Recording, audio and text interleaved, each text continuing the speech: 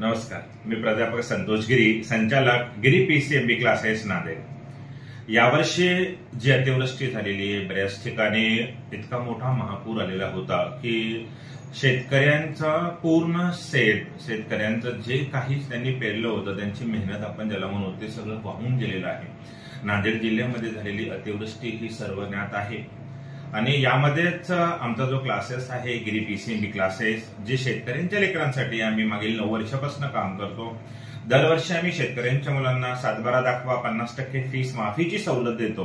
पण यावर्षी त्याहीपेक्षा बिकट परिस्थिती झालेली आहे आणि आपण पाहतो की शेतातच काही पिकलं नाही तर लेकरं शिकतील कसे, त्यांच्या शिक्षणासाठी लागणारा पैसा शेतकरी कुठून आणेल, या विषयाची जाण ठेवून यावर्षी गिरी पीसीएमबी क्लासेसने एक अनोखा उपक्रम राबवायचा ठरवलेला आहे. यामध्ये जिथे अतिवृष्टी झालेली, ज्या तालुक्यामध्ये अतिवृष्टी झालेली आहे, अशा विद्यार्थ्यांसाठी पूरग्रस्त जे विद्यार्थी आहेत किंवा पूरग्रस्तांचे जे पाल्य आहेत यांच्यासाठी आम्ही 75% फीस माफ केलेली आहे यावर्षी. म्हणजे बाकी क्लासेसच्या तुलनेमध्ये आम्ही 75% फीस माफ करून यावर्षी मुलांना शिकवणार आहोत. जे विद्यार्थी यावर्षी 10वी मध्ये आहेत आणि आता पुढच्या वर्षी ते 11वी मध्ये येणार आहेत, त्यांच्या एक्झाम सुद्धा आम्ही घेत आहोत. स्कॉलरशिप एक्झाम गिरीज ग्रेट नावच्या परीक्षा आहेत, त्यामध्ये त्यांना 100% पर्यंत फीस माफी मिळेल. पण जर पूरग्रस्त विद्यार्थी असेल तर त्याला 75% कन्फर्म आम्ही फीस कमी करणार आहोत, जेणेकरून त्यांना पैशाच्या अडचणीमुळे त्यांचं शिक्षण राहू नये ही एक जबाबदारी गिरी पीसीएमबी क्लासेस घेत आहे. त्यामुळे माझे आव्हान आहे की पूरग्रस्त भागातील विद्यार्थी, माझे आव्हान त्या लोकांना आहे जे शैक्षणिक कामासाठी हातभार लावतात. माझं आव्हान त्या पत्रकार लोकांना आहे ज्यांना पूरग्रस्त परिस्थितीची माहिती आहे. माझं आव्हान त्या प्रत्येक शैक्षणिक कामासाठी जडणघडण करणाऱ्या त्या सगळ्या व्यक्तिमत्वास आहे की जे विद्यार्थी पूरग्रस्त भागातील आहेत त्यांना आवर्जून गिरी पीसीएमबी क्लासेस बद्दल सांगा. पैशामुळे त्यांचं शिक्षण न अडू देण्यासाठी गिरी पीसीएमबी क्लासेस सदैव तत्पर असेल. 75% फीस आम्ही 10वीतून 11वीत येणाऱ्या विद्यार्थ्यांसाठी माफ करत आहोत. तर संपर्क करा गिरी पीसीएमबी क्लासेस, सावित्रीबाई फुले शाळेसमोर, नांदेड.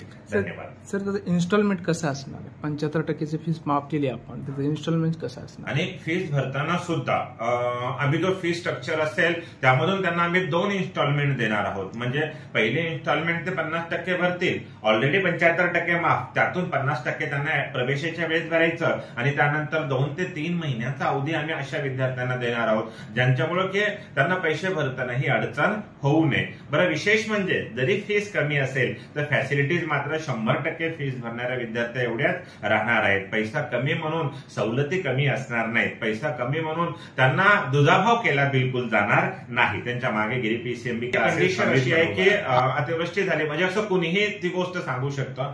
तर आम्ही सरळ साध्या कंडिशन ठेवल्या. त्यांच्याकडे जर पंचनामा झालेला असेल तर त्याची प्रत, झेरॉक्स प्रत आम्हाला दाखवावी, किंवा जरी तसंच असेल तरी त्यांच्या खेड्यामध्ये, त्यांच्या गावामध्ये आलेली पूरस्थिती त्यांनी मोबाईलमध्ये जरी कैद केलेली असेल आणि ते व्हिडिओ, त्यांच्या घरामध्ये गेलेल्या पाण्याचे व्हिडिओ जरी दाखवले तरी आम्ही त्यांना ही सवलत देणार आहोत. ही सवलत आपली ह्याच वर्षासाठी लागू की 2 पुढे सुद्धा नाही? पूरग्रस्त शेतकऱ्यांच्या विद्यार्थ्यांची जी सवलत आहे ती आम्ही मागील 9 वर्षापासून देत आहोत. 7/12 दाखवा 50% फीस माफ.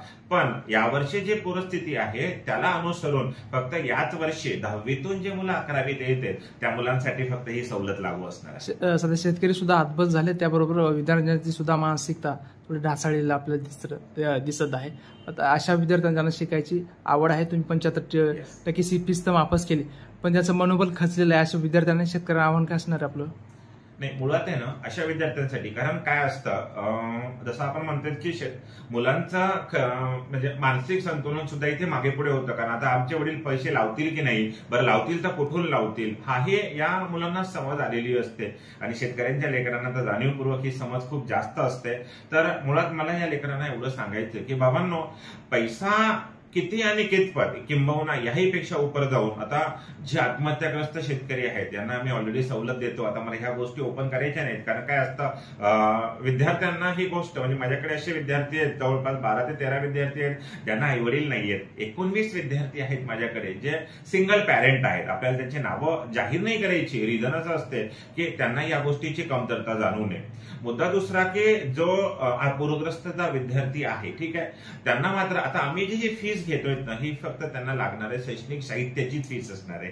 इथं गिरी पीसीएमबी क्लासेस मधल्या प्रत्येक शिक्षकांची मेहनत मात्र 0 असेल. आम्ही त्यांच्या सोबत उभे राहणार आहोत. या मेहनतीचा आम्ही बिलकुल पैसे वगैरे कुठलेही घेणार नाही. पूरग्रस्त भागातील विद्यार्थी आहेत, आम्ही तोही प्रयत्न करत आहोत. कारण त्यांना आता असं वाटतं की बाबा आमचं एज्युकेशन कसं होईल, तर अशा विद्यार्थ्यांपर्यंत क्लासेस पोहोचण्याचा प्रयत्न करत आहे.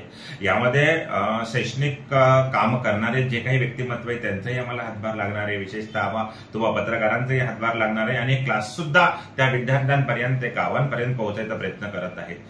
नुकतंच आम्ही परवा दिवशी देगलूर आणि बिलोली तालुक्यामध्ये एक सर्वे केला होता, आणि professional teacher association Maharashtra Nanded जिल्हा शाखा नांदेड यांच्या वतीनं आम्ही शैक्षणिक साहित्य पूरग्रस्त विद्यार्थ्यांसाठी दिलेलं आहे. तर त्यावरती क्लासेस काम करत आहे की ज्या ज्या तालुक्यामध्ये अतिवृष्टी झालेली, ज्या गावांमध्ये अतिवृष्टी झालेली आहे त्यांच्यापर्यंत पोहोचण्याचा आम्ही प्रयत्न करत आहोत, जेणेकरून तिथे कुठलाही विद्यार्थी शिक्षणापासून वंचित राहू नये, त्याचं वर्ष वाया जाऊ नये, हा प्रयत्न गिरी पीसीएमबी क्लासेस करत आहे. यामध्ये शैक्षणिक कामासाठी हातभार लावणाऱ्या सगळ्यांना माझी नम्रतेची विनंती आहे की अशा विद्यार्थ्यांसाठी गिरी पीसीएमबी क्लासेसचे दरवाजे खुले आहेत. तुम्ही त्यांना ही माहिती द्या की 75% फीस माफ करून गिरी पीसीएमबी क्लासेस 10वीतून 11वी जाणाऱ्या विद्यार्थ्यांसाठी शिक्षणाची दारे उघडणार आहे.